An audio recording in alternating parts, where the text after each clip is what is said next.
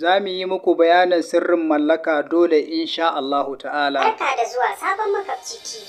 In yau ne farkon zuwanka wannan tasha ta ta Sabon Makabci TV, danna subscribe. Sannan ku danna alamar ƙararrawa domin samun sababbin sirrika da zarar mun ɗora. A'udhu billahi samil alim minash shaitanir rajim. Bismillahir rahmanir rahim. Wa sallallahu ala nabiyil karim wa ala alihi wa sahbihi wa sallam wa tabi'ina wa tabi'i bi ihsani ila yawmiddin. Innamal a'malu binniyati wa innama likulli imrin ma nawa. Malamai na cikin wannan gida da shi ne da sharifai da yan wani almajirai yana mana sallama da gaisuwa irin ta addinin musulunci. Assalamu alaikum wa rahmatullahi ta'ala wa barakatuhu. Kamar yadda kuka ji tun a farkon bayani, wannan sirri mai albarka sirri ne na ɓangaren mallaka insha Allahu ta'ala.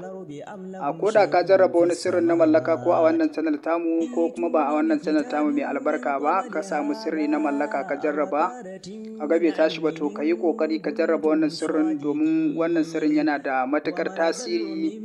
Matuƙar an yi shi yadda aka ce a yi shi, wallahi za ka ga amfanin wannan sirrin insha Allahu ta'ala, saboda sirri ne mai matuƙar amfani sosai da sosai.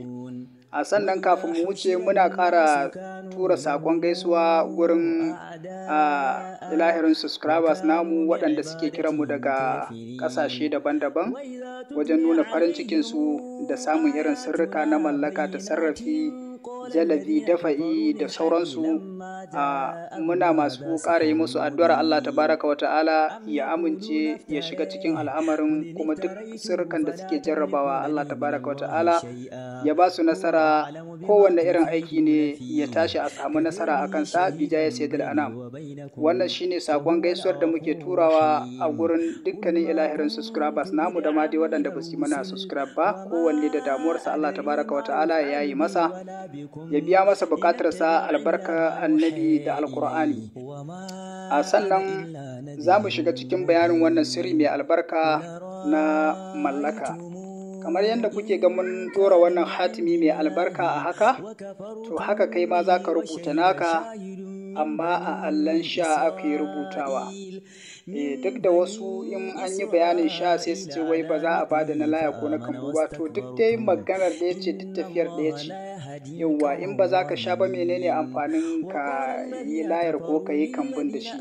So dai mu sani a nan duk babu wani bambanci, kuma yin sirrika masu amfani masu albarka matuƙar ba su saba wa shari'a ba, wannan ba wata matsala ba ne insha Allahu ta'ala. A daure a ci gaba da jarraba, wallahi babu wata matsala akan irin waɗannan sirrikan. Mu muna ganin amfaninsu, kuma duk waɗanda suke jarrabawa su ma suna ganin amfanin irin waɗannan sirrika ne masu amfani sosai da sosai.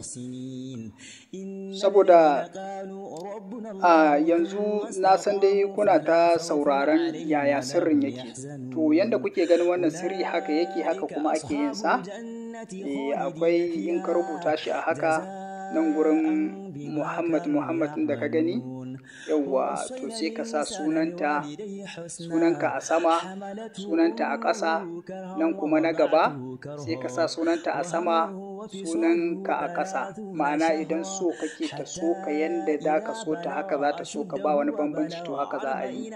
Idan kuma so ake itan a mallake ta ita kadai, kai kada ta mallake ka, to sai ka sa iya sunayenka a sama, sunanta a ƙasa. In kuma ke kike so ki mallake shi kadai, ke ba kya so ya mallake ki, to sai ki sa sunanki a sama, sunansa a ƙasa. Haka dai za a yi wannan sirri insha Allahu ta'ala. Sannan za a samu shayawar linzami.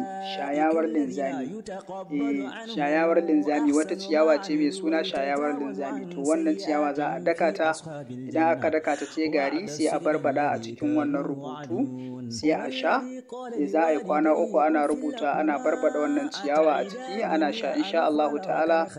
Bijaya sayyidul anam, albarka annabi da alkur'ani, za a ga buƙatar da ake so Allah tabaraka wa ta'ala ya tabbatar da ita. Sannan idan ma kai din ne, sai ka samu shayawar linzamin kai ma ka barbada a ciki, kai ma hakan dai za ka rinka yi wajen shan kamar yadda aka ce ita ma ta sha din. Kwana 3 ake. Wannan mallaka ce mai ƙarfi, wallahi wa a wuce kwana 3 sai an samu biyan bukata in Allah ya so yarda. So ga waɗanda ba su gama fahimta ba ko ba su gane ba, akwai namba ta WhatsApp da muke dora a baya, za a iya yi mana magana ta WhatsApp ko kuma a kira mu domin neman ƙarin bayani. Mun gode, wassalamu alaikum wa rahmatullah.